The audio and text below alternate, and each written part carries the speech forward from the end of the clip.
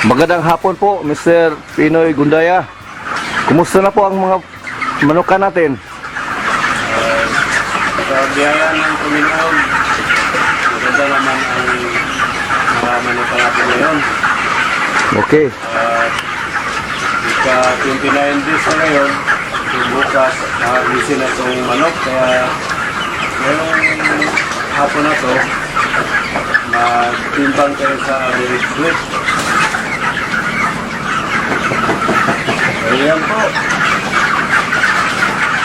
Oh, Itong pangatlo, umabot ko ng 1.7. 1.7. 1.7 no?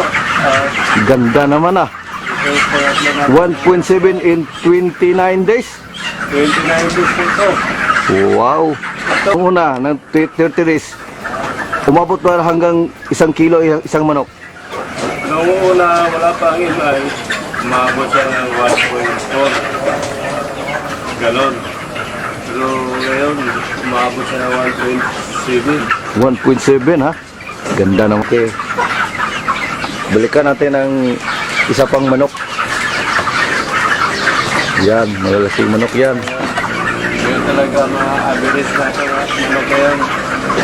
1.7 yun. Oh, yan. Ito, Ang timbang niyan. 1.7. Ito, 1.7. 1.7 ito. Ganda naman oh. Ayan.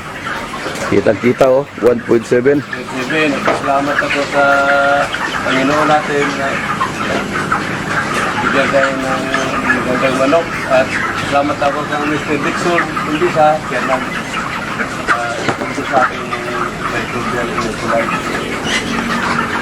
Sa tatlo namin na magkasama, parehas kami tatlo na satisfied kami sa MI. Kaya sabi namin sa sunod, ganun din ang namin. Bigyan namin ang MI. Okay. Hanggang ito lang. Salamat ako sa Panginoon. YouTube ko pa.